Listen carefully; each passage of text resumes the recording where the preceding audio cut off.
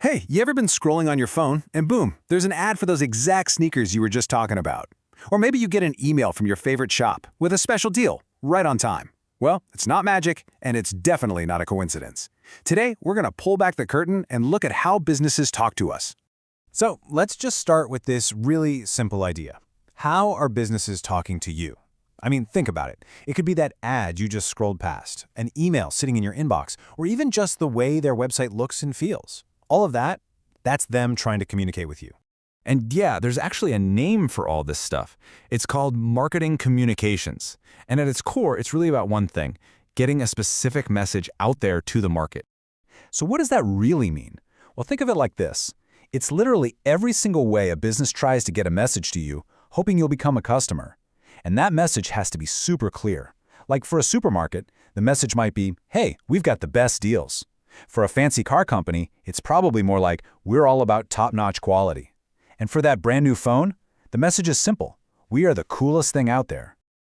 Okay, so if you're the one running the business, how do you actually send that message? What tools do you even have? Well, let's open up the toolbox and see what's inside. Right, because it's not as simple as just throwing a TV ad out there and hoping for the best. Nope. The smart companies, they have a whole collection of tools, and they're constantly picking and choosing the right one for the right moment to make sure their message doesn't just get sent, but that it's heard, Loud and clear. And here are some of the big ones. You've got your classic advertising, the ads you see on TV or online. Then there's personal selling. That's the friendly salesperson in the store helping you out. Direct marketing is the stuff that comes straight to you, like emails or those flyers in your mailbox. Sponsorship is when a brand attaches its name to something cool, like your favorite sports team. Promotion is all about grabbing your attention with things like sales or buy one, get one free deals. And then there's public relations, or PR, which is all about managing the company's big picture reputation. Okay, so you've got all these different tools, which is great, but it brings up a really important question, right? How on earth does a business pick the right tools? How do they make it all work together in a plan that actually makes sense? Well, the answer is something called the marketing mix. And honestly, the best way to think about it is like a recipe. Every company has its own secret recipe, a unique mix of ingredients they put together to build their strategy and hopefully find success. So this mix, it's basically the master plan. It's the blueprint that guides every single decision. What are we selling? How much should it cost? Where are people going to buy it? And how are we going to tell everyone about it? The whole plan is built around a few key ingredients, and in the marketing world, everybody knows them as the Ps. But here's the catch. The recipe isn't one size fits all. It totally changes based on what you're trying to sell. So first up, let's look at the classic recipe, the one you use when you're selling physical stuff, what we call goods. And yeah, just to make sure we're on the same page here, when I say goods, I just mean physical items, things that you can actually touch and own. Your phone, a book, your shoes, you get the idea. Those are all goods. So for these physical goods, the marketing mix boils down to four main things, the 4 Ps. First, you've got the product itself. What is it? Then the price. How much does it cost? Place. Where can people find it? And finally, promotion. How are you going to get the word out? Okay, that's all fine for a physical product. But what if you're not selling something you can hold? What if you're selling a service? Well, that's when the recipe gets a little more complicated. You actually need to add a few more ingredients to the mix.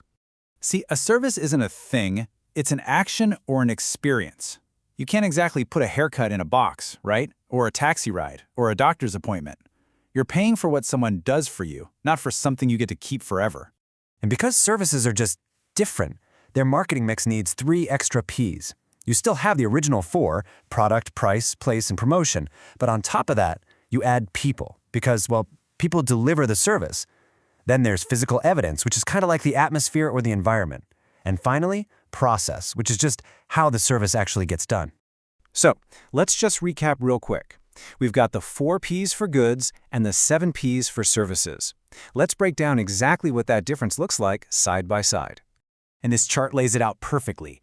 Those 3 extra Ps for services, they're so important. Think about a restaurant. The friendliness of your waiter, that's people. How clean and nice the restaurant looks and feels, that's physical evidence. And how easy it is to get a table and order your food, that's the process. When you're selling a service, all those things are a massive part of the actual product you're buying. So, if there's one thing to remember from all this, it's this. The right marketing plan, that perfect recipe, it all comes down to one thing. Are you selling a physical product you can hold in your hand or an active service that you experience? And there you have it, a quick look at marketing communications. So, to leave you with a little something to chew on, think about your favorite coffee shop. That's a service, right? Now that you know the 7 Ps, which P do you think makes or breaks that place? Is it the awesome baristas, the people, the super fast ordering system, the process, or something else entirely? It's a fun thing to think about next time you grab your coffee. Thanks for tuning in.